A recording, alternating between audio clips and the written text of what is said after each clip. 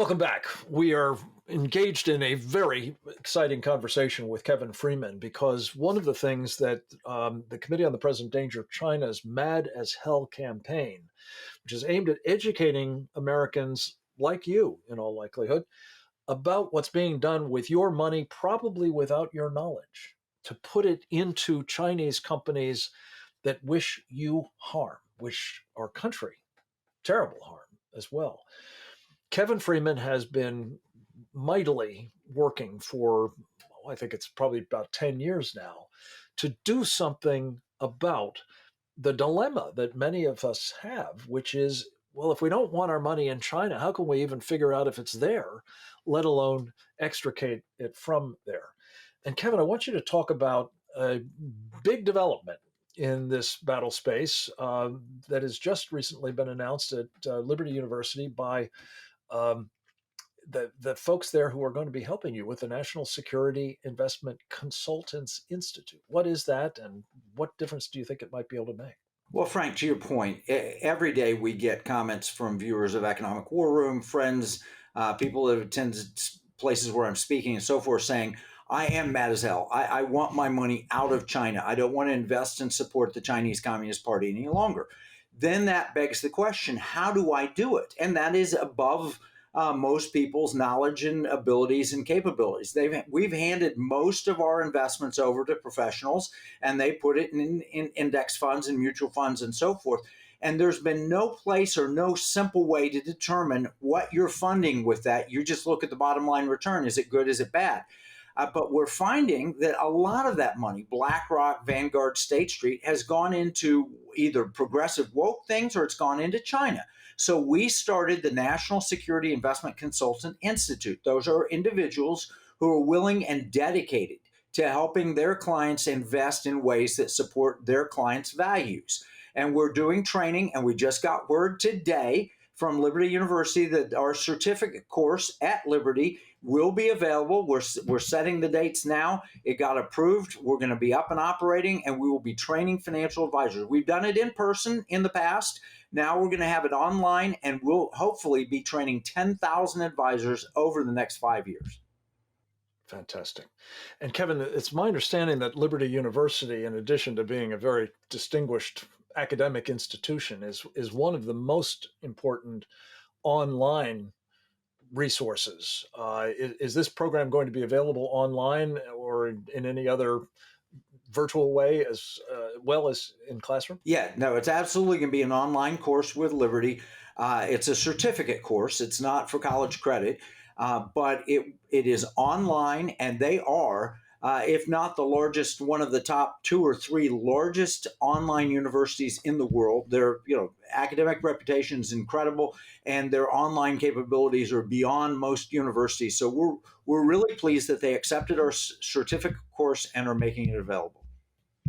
Well, you mentioned that it may not be something that would translate into academic credit. I think it's going to be a great credit to financial advisors and managers and chartered financial analysts like yourself if they're able to say to customers, we have the skill sets to invest patriotically rather than in our enemies. And we can help you navigate what it's going to take to make sure that that's being done with your portfolio.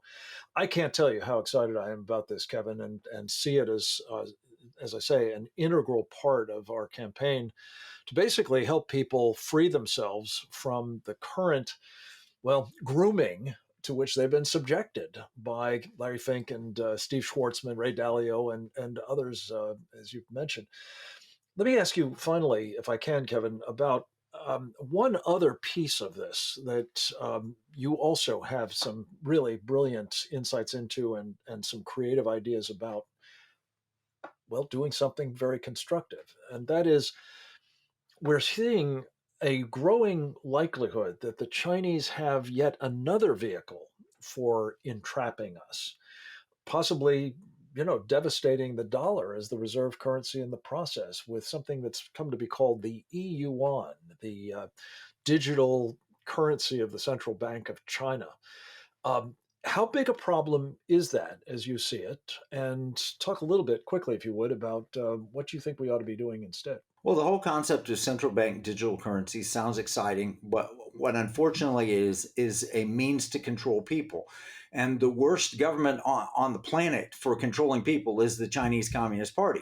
They've created this Trojan horse of a currency that they're going to offer around the world. They're going to make it friendly and available until they don't. And the minute that they decide to apply social credit scores, or if you said something bad about China, or if you compared Xi Jinping to Winnie the Pooh, they're going to cut you off and use it to displace the United States dollar. That is their intended purpose. It is a weapon that they have created. We've created an alternative. Under Article 1, Section 10 of the Constitution, a state can make gold and silver coins legal tender in their state. We're working on a state of Texas creating 100% gold, silver backed digital currency operating under the Constitution with all privacy protections, everything that you can imagine, so that we can have a better form of money to combat a very evil, insidious form that's being developed by China. Now, you say you've created it. I get the impression this is still in the process of being set up, but the point is you have figured out a vehicle whereby you can have a currency, a cryptocurrency that actually has value baked into it in terms of precious metals, gold in this case, which has apparently the blessing of the U.S. Supreme Court as something that can be done by a state. And as importantly, Kevin, as I understand it, you have envisioned how to assure that privacy concerns, particularly protecting against the kind of, well, manipulation or abuse or control of personal data or access to currency that the Chinese Communist Party are baking into their cryptocurrency, to be sure. Just say a quick word about. Actually, I can't actually have you say anything about this other than watch this space, folks. We're going to have Kevin Freeman back to talk more about it in the very near future. In the meantime, thank you again for your leadership on all of these things, Kevin Freeman at economicwarroom.com. Thanks to the rest of you for listening. I hope you feel better equipped to help us in protecting America. And I hope that after that, you will go forth and multiply.